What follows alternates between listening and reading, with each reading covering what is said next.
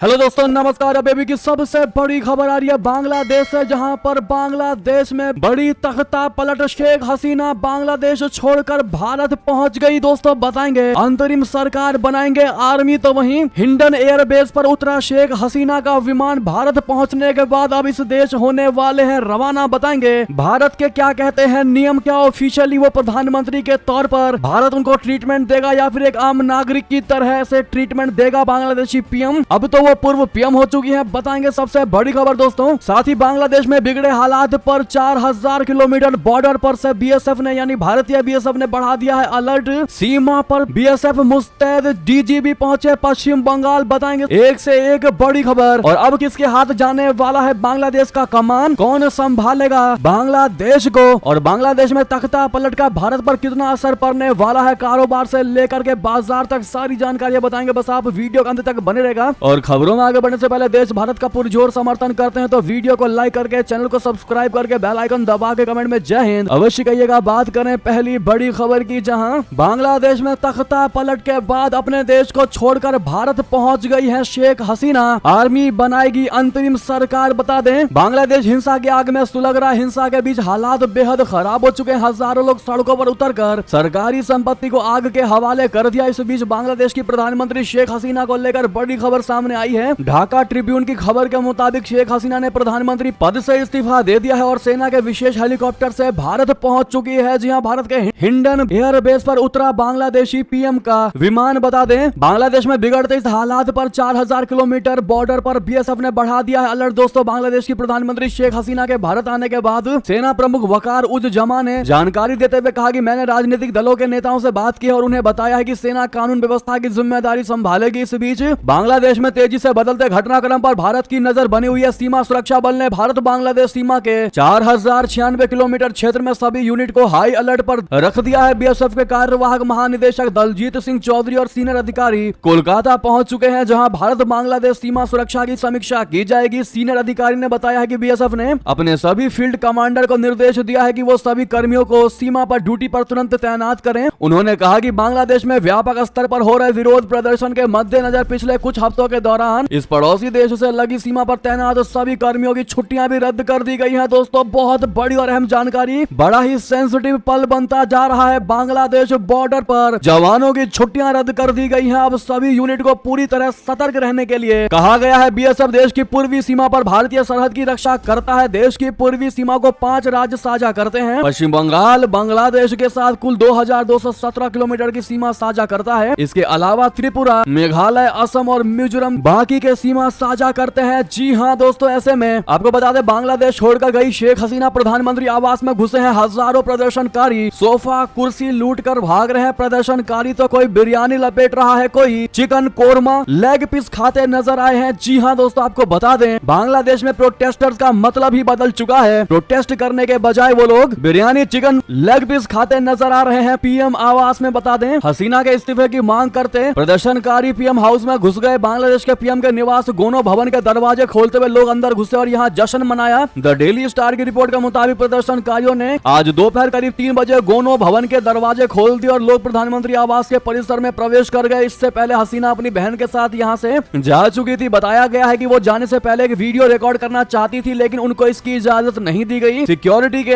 According उनको इजाजत नहीं दी गई। उनको किसी भी हाल में तुरंत के तुरंत पीएम आवास से छोड़ना था, क्योंकि प्रदर्शनकारी जस्ट गेट तक पहुंच चुके थे। अगर थोड़ी भी देर करती तो शेख हसीना का पीएम ऑफिस से निकलना दुर्लभ हो जाता। जी हां दोस्तों, बता दें, पीएम आवास में बेखौफ दिखाई दिए हैं, हुड़दंग करते हुए देखे जा सकते हैं। सुरक्षा कर्मी या पुलिस का कोई कर्मचारी वहां दिखाई नहीं दे रहा। इससे साफ है कि सेना ने प्रदर्शनकारियों को खुली छूट दे रखी है। यहाँ तक कि लोग पीएम हाउस से बहुत से सामान भी उठाकर घर लेकर जाते दिखाई दिए हैं। ढाका में बांग्लादेश को बनाने वाले शेख मुजीब तक की मूर्ति को तोड़ डाली गई है, जबकि प्रदर्शनकारियों का मुजीब से कोई लेना देना नहीं था। उसके बावजूद भी प्रदर्शनकारी वो कर रहे हैं जो उनको नहीं करना चाहिए। अब आपको बताते हैं दोस्तों, भारत तो पहुंच चुकी है शेख हसीना, लेकिन क्या भारत उसको शरण देगा? हालांकि वो यहाँ से लंदन जरूर रवाना हो जाएंगी, लेकिन अगर वो भारत में 2-4 दिन भी रुकेंगी या तुरंत भी चली जाएंगी, तो क्या भारत के पास ऐसी पॉलिसी है कि क्या भारत बांग्लादेश की पूर्व प्रधानमंत्री जो अब प्रधानमंत्री नहीं है, कि क्या उनको शरण दे सकती है? तो आपको बता दें क्या है नियम भारत का, आपको जानना बेहद जरूरी है ताकि जानकारी हर चीज की रहनी चाहिए। एक्सपर्ट्स का मानना है कि उनका दिल्ली आना यानी भारत में आना परेशानियां खड़ी कर सकता है भारत के लिए। जी हाँ, major major general Sanjay Meston ने आज तक मीडिया को बताया कि उनके भारत आने के दो पहलुओं से देखा जा सकता है, लेकिन मैं आर्मी मैन हूँ, हमारी आर्मी में लीडरशिप का बहुत बड़ा रोल रहता है, वो भी एक देश की लीडर है, चाहे उन्होंने गलत फैसले लिए हो या जो भी हो। अब उनका विरोध हो रहा है, देश के लीडर ने जो भी पॉलिसी देश में लागू की है उसका परिणाम लीडर्स को भुगतना पड़ता है। और इन प्रदर्शनों से साफ जाहिर है कि लोग शेख हसीना से परेशान थे, खासकर जनवरी में हुए चुनाव के बाद से साफ हो गया था कि अस्थिरता आने वाली है। बता दें, शेख हसीना के दिल्ली आने के सवाल पर उन्होंने कहा है कि अगर वो दिल्ली में आती हैं, रहती हैं, तो ये एक इंटरनेशनल डिबेट बन जाएगी। कुछ लोग कहेंगे कि इंडिया ने बहुत सही किया, कुछ लोग बोलेंगे इंडिया ने गलत किया कि उसको शरण दे दिया, क्योंकि ये बांग्लादेश का अंदरूनी मामला है, ऐसे में भारत कैसे उनको शरण दे सकता है। उनका भारत आना बहुत बड़ा इशू बन जाएगा, क्योंकि वहां की विपक्षी पार्टियां भारत के खिलाफ और भी ज्यादा एजेंडा चलाने लगेगी। अब ऐसे में सबसे सेफ साइड यही होगा कि बांग्लादेश की पीएम भारत तो आ चुकी है, लेकिन यहाँ से वो किसी न्यूट्रल ऐसे देश में निकल जाए जहाँ से बांग्लादेश का कोई लेना देना नहीं है। अब ऐसे में माना यह जा रहा कि भारत के बाद वो लंदन रवाना होने वाली है भारत से। जी हाँ, तो वहीं आपके मन में सबसे बड़ा सवाल ये होगा कि बांग्लादेश की पीएम ने इस्तीफा दे दिया है, तो अब कौन संभालेगा बांग्लादेश की कमान। तो आपको बता दें, वकार उज जमान है जिनके पास आ सकती है बांग्लादेश की कमान, ऐसी अटकलें लगाई जा रही हैं। शेख हसीना की विदाई के साथ ही वहां पर वकार उज जमान सबसे पावरफुल व्यक्ति बनकर उभरे हैं। माना यह जा रहा है कि बांग्लादेश की सत्ता अब वही चलाएंगे। असल में वकार उज जमान और कोई नहीं बल्कि बांग्लादेशी आर्मी के चीफ और 4 स्टार जनरल है। वे इसी साल 23 जून 2024 को बांग्लादेश सेना के चीफ बने थे। इससे पहले वे बांग्लादेश सेना के चीफ ऑफ जनरल स्टाफ के रूप में काम कर रहे थे। वे आर्म्ड फोर्सेस डिवीजन में प्रिंसिपल स्टाफ ऑफिसर के रूप में भी काम कर चुके हैं। जी हाँ दोस्तों, तो वहीं अब बात कर लेते हैं कि तख्ता पलट के बाद भारत के साथ बांग्लादेश के रिश्तों पर क्या असर पड़ेगा। जहां पर डायरेक्ट ट्रेनें चलाई जाती हैं भारत से बांग्लादेश की, करोड़ों का व्यापार है भारत के साथ में, बांग्लादेश के साथ में। बता दें, बांग्लादेश भारत के बीच ट्रेन सेवा को सस्पेंड कर दिया गया है। बांग्लादेश में जारी विरोध प्रदर्शन और हिंसा को देखते हुए भारतीय रेलवे ने बांग्लादेश सीमा क्षेत्रों की तरफ जाने वाली यात्री और माल दोनों प्रकार की रेल सेवाएं निलंबित कर दी हैं। बता दें कि भारत और बांग्लादेश के बीच चलने वाली मैत्री एक्सप्रेस पिछले 15 दिनों से रद्द है और आगे भी रद्द रहेगी। तो वहीं कोलकाता और खुलना के बीच सप्ताह में 2 दिन चलने वाली बंधन एक्सप्रेस भी पिछले 15 दिनों से रद्द है और अब बांग्लादेश के संकट को देखते हुए आगे भी वो रद्द रहेगी। जी हाँ दोस्तों, लेकिन वहीं सबसे बड़ा सवाल ये है कि एशिया का सबसे बड़ा बाजार है, अरबों का कारोबार है बांग्लादेश के साथ में। अब इसका क्या असर पड़ेगा भारत और बांग्लादेश के रिश्तों पर। तो बता दें, इस हिंसा की वजह से भारत के साथ व्यापार पर तगड़ा वाला असर पड़ने वाला है। दोस्तों, भारत और दक्षिण एशिया का सबसे बड़ा लैंड पोर्ट पेट्रोपोल में व्यवसायिक गतिविधियां लगभग बंद हो चुकी हैं। बांग्लादेशी अधिकारियों के साथ कई राउंड की बैठकों के बाद भी इस समस्या को सुलझाया नहीं जा सका है। भारतीय विदेश मंत्रालय के मुताबिक बांग्लादेश दक्षिण एशिया में भारत का सबसे बड़ा ट्रेड पार्टनर भी है। तो वहीं भारत एशिया में बांग्लादेश का दूसरा सबसे बड़ा ट्रेड पार्टनर है। वित्तीय वर्ष 2023-24 में बांग्लादेश में भारत को